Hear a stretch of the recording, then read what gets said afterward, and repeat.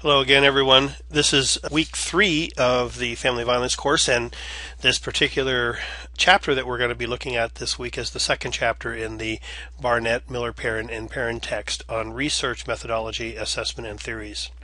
I have to tell you, first of all, I am not a research specialist by any stretch of the imagination. While I have taken and survived successfully 2 or 3 research and statistics courses throughout my college career, and I have enough to understand most of the terms, I am not your person to help you interpret some of the things that are in this chapter. I just have to tell you that. I'll leave that to your research instructor, and I know that the School of Social Work has a research course or two. And if you do get stuck with anything, understanding something, let me know, and I'll do my best to try to explain things to you. Before we go too far, I just wanted to mention to you that in week 3, this is the first week that test 1 will open up. And a reminder to you that although the week 3 readings open on Sunday, September the 9th, the test will not appear in the learning unit for week 3, the weekly course content for week 3, until Thursday, September 13 it would be.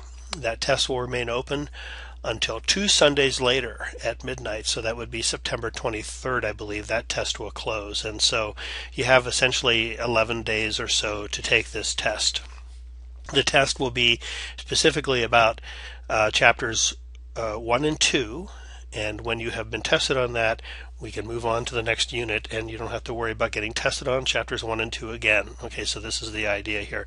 A lot of information in these chapters, and I don't want you to feel overloaded with it. Remember, please, that the test is only present in week 3 for that 10 or 11 day period, and there is a schedule if you look under course calendar and I think testing, those buttons in the course menu, both of them have the schedule for you when tests open and close, every one of the 7 tests during the semester. So I want to tell you, don't miss the boat as far as test goes, because once the test is closed, it stays closed. I can't reopen it for you, and because, to be fair for everyone, this 11-day period is there for everyone. So be sure to be looking in this is the other thing, of course, every week, early in the week, you should be looking at your weekly course content for that week. So I would really encourage you, if at all possible, to open up the new week on Sunday and look to what you have to do during the week and what's ahead. Remembering again that the test 3 will not show until Thursday. So I just kind of thought this little cartoon was well worth it, and don't want you to become extinct, so don't miss the arc. So in this particular chapter, as we look at family violence and the study of family violence, the authors tell you that there are a number of different disciplines and professional fields that really look at this topic and explore it for their own purposes, because it's something that ties into work in each of these fields: criminology, social work, sociology, psychology, and public health. And I would venture to say that family violence really moves and bleeds over into many other fields, including medicine, health and nursing, teaching, and so on. It is also something that is very much a part of the political scene as we talk about services and programs and what funding is made available for which problems and those kinds of things. Our Governor Parnell has made domestic violence one of his soapboxes, I guess, during his tenure, and so wanting to increase services and so on during his time in office. Aside from it being a social issue, family violence, as I think I mentioned last week, is also a political issue. A lot of information comes forward that impacts individuals' perceptions of feminism and women's rights and those type of topics. And so this is very much a very live topic in the world around us, and there are a lot of different viewpoints about family violence. And as we mentioned last week, as I mentioned, I think it is in this week's, maybe it was last week's panel, I guess, where I talked about the fact that family violence is just a mere definition, and the use of the terms is political. Different ways that each of the fields primarily used to study family violence, and you can see some of the different kinds of fields. And I would say that each field is not restricted to any one in particular. For instance, the sociologists not only use surveys, but they use clinical studies, and they use participant observation and a lot of other kinds of methods in order to study family violence. But these are some of the primary ways that family violence is studied. Criminologists, for instance, have a lot of information about crime statistics, and can use those statistics to analyze the kinds of factors that might contribute to violence in intimate relationships. And so there are many different ways of approaching and studying family violence. And part of the difference is in the results of surveys that you see in the text as you study really relate to some of the different methods that are used. There are some other areas of research that public health is very involved in, through family violence being viewed as something of a disease in our society or whatever. So epidemiological studies are applied sometimes to this field as well. Aside from the different kinds of fields taking a look at this topic from very different perspectives, we also have sort of a global inquiry, because from culture to culture, the definitions of family violence, what is acceptable, what is not, what a woman's proper place and a man's proper place is in a family, really vary from culture to culture. Most cultures would tell you, including, there is a sort of a thing out there that because Latino culture, machismo is that strong man is associated with the Latin culture, that somehow the Latino culture encourages family violence, and individuals in those cultures would tell you that's simply not true. It is not sanctioned, it is not approved for men in charge, even strong men in charge, to be violent with their family members. But sometimes this is misunderstood. And so this is something that needs to be very careful to understand when you're looking at this topic in other cultures, that you understand the culture and what their philosophies and beliefs are in order to interpret what you see. The biobehavioral research area, by the way, kind of reflects a general trend in psychology, that trying to meld psychology and medicine. Researchers are looking for medical answers to psychological disorders. And in fact, the DSM-5, which is due to come out, I think, within the next year, if I understand things correctly, was supposed to be much more leaning much more towards medical explanations of some of the psychological disorders. The intent was to kind of tie it to more physical kinds of things, but the research didn't really result in that. And in fact, apparently the DSM-5 is going to have more psychological diagnoses than DSM-4 did. So they failed in there if they were expecting to reduce the number of psychological disorders in favor of medical illnesses and things. And now there are pluses and minuses to that debate, which we can't get into right now, but because some people think that pushing more things into the medical area domain or whatever, will give doctors more and more control over our lives and that kind of thing. But the important point is that there's a lot of study going on that kind of combines medical and psychological fields, looking for kind of common answers to the kinds of problems that we deal with on a day-to-day basis. And this also can contribute to this area of study as well. And here are some other types of research going on in the field of family violence today. There's a lot of information coming out of the federal government through the Violence Against Women Act studies and programs and crime statistics and those kinds of things, as well as some direct funding for research projects and things. And so that's another area where there's a great deal of data for us if we want to take the time to really analyze that data and apply it to real life situations. If you remember your sociology class, 101 in particular, remember there were two different approaches to studying a topic in a social topic, and that was either macro or micro theories. Macro theory being if you've studied economics, you also know macro and microeconomics. And macro is the broad explanation for things. It's sort of the broad theory that in this particular topic would be the broad factors that make families prone to violence. What are those larger issues? And I'll give you some examples in a moment. Whereas micro theory really studies the individual or the individual family, at least, and violence is studied on that level. So Macro looks at the broader perspective, micro looks at the individual perspective, and both of them are really valid approaches to studying family violence, and the best theories really integrate both.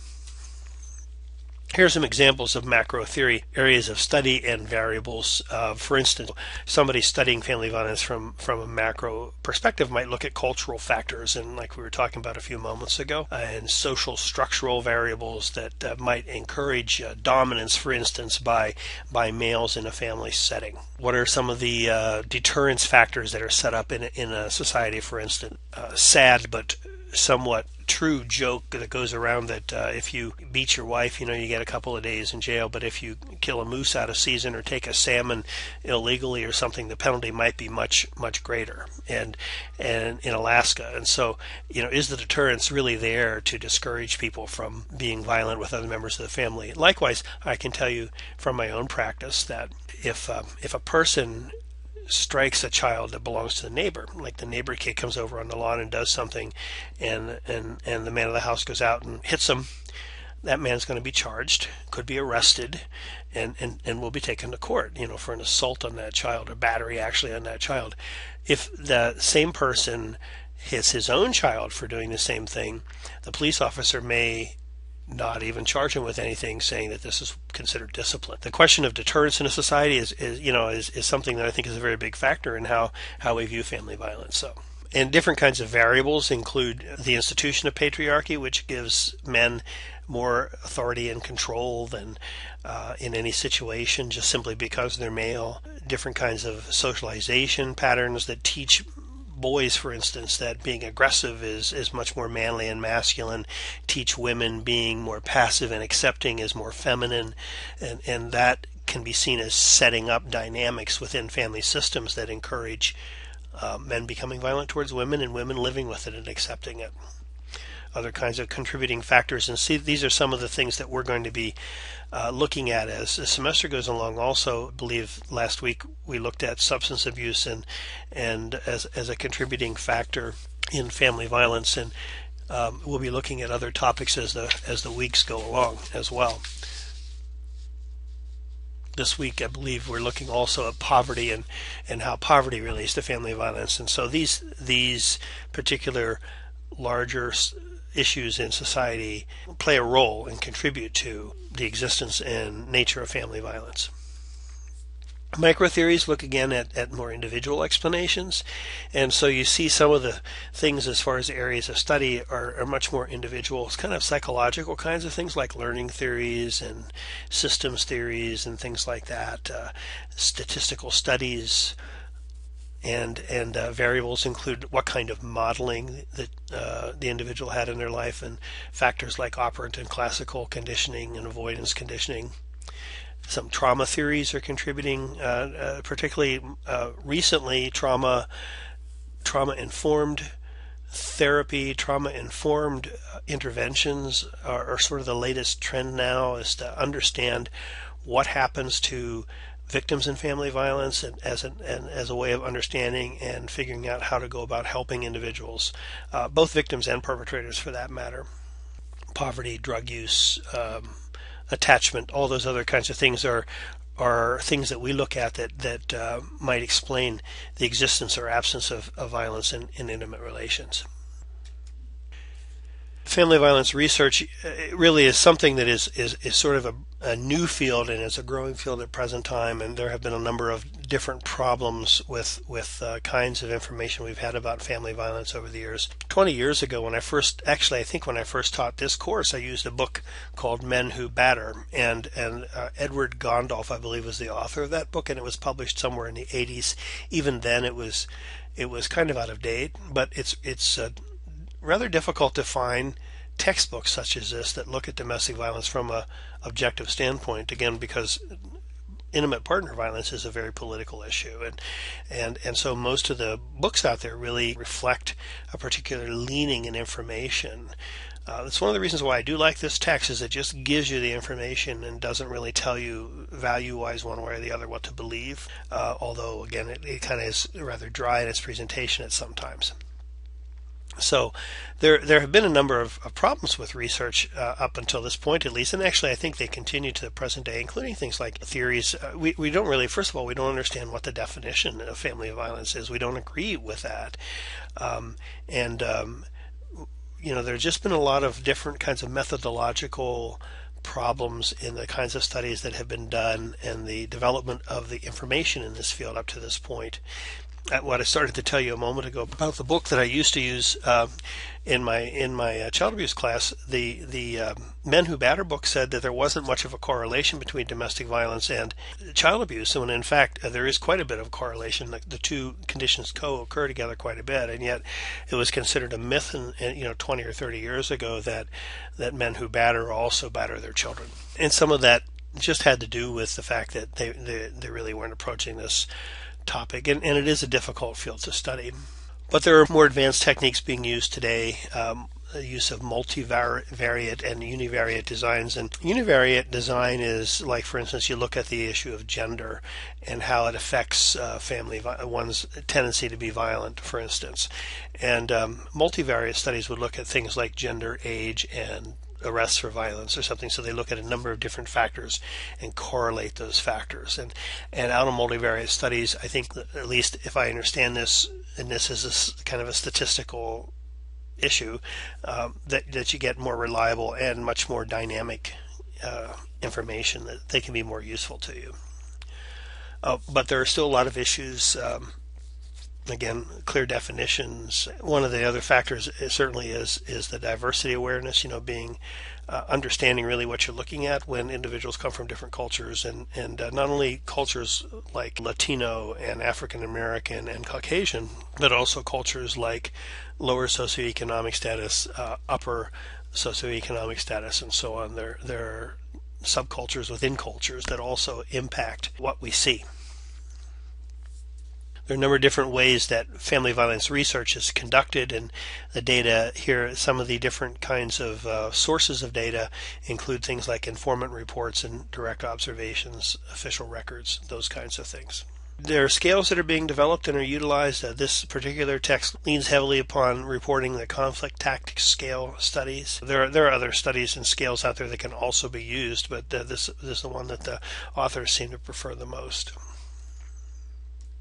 Currently today, in research, there are some issues that impact the field. For instance, there's a growing recognition of the existence of psychological abuse, and as we'll talk about when we get to that, I think it's the next chapter, in fact, when we look at emotional or psychological abuse of children. And this, mind you, this also would include psychological emotional abuse of adult partners as well. But in regards to children, that's an area that's very difficult for child protection agencies to take into court to protect children from, because you can't really touch it, the emotional harm. Although there are some studies that we'll talk about later in the semester that point towards some actual physical kinds of changes that occur because of exposure to violence and the resulting emotional damage.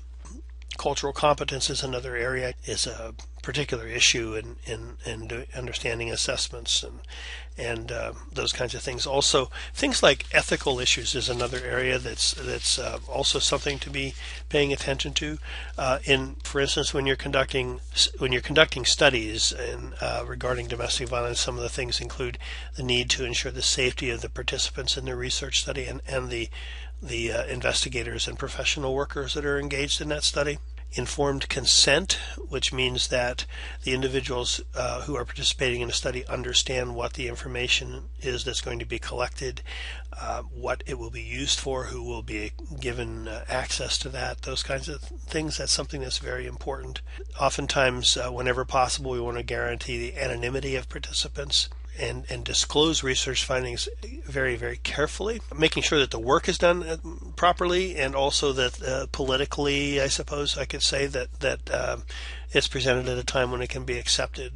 Displaying cultural competence and on and on and on. There are a number of different ethical issues that need to be taken into account when you're conducting a study in this field.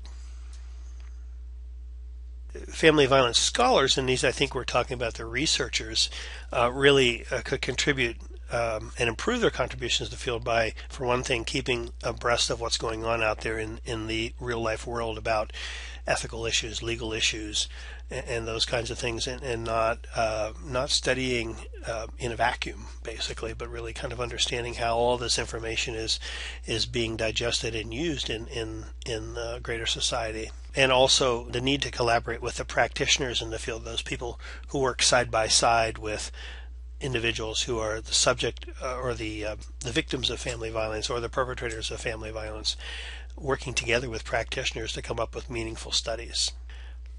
And also the last point here talks about polarizing, because of the fact that this is a very sensitive field, and it is not useful for researchers to set up conflict within the field that drives individuals with different beliefs further apart. But in order to find ways to conduct research to bring those divergent beliefs together and working together to kind of find a common understanding of the field.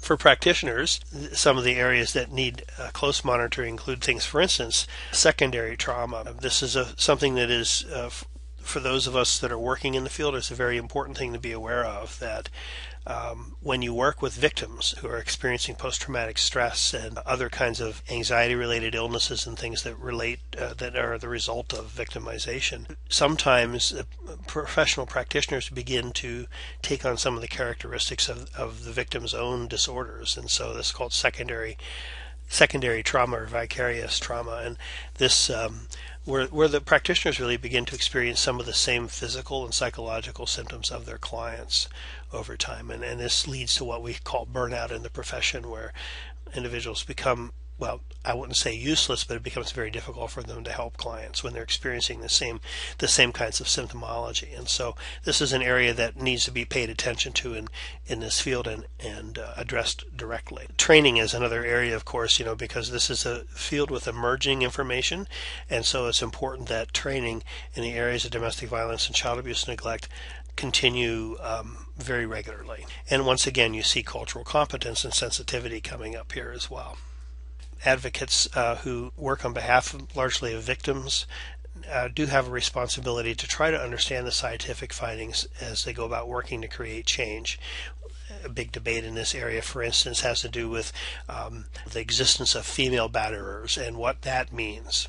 And one of the things that advocates will do, and I think rightly so, will be to monitor the arrests for domestic violence in the area, and look at the percentage of women being arrested for domestic violence versus males, and discussing that with the law enforcement agencies, because again, remembering this is a patriarchal society, and I think it was Eigenberg that I was talking about in our last week's lecture, talking about how it's a male society with mostly male police officers, mostly male judges, those kinds of things.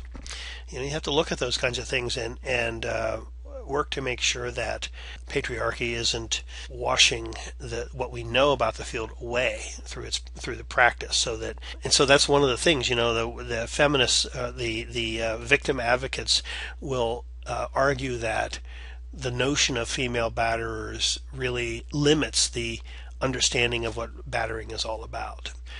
That the dynamics, and this is probably the case that we'll see later on in the semester, that the dynamics behind women who are physically assault their partners are different from the dynamics of the men who physically assault their partners, the things that contribute and lead to that.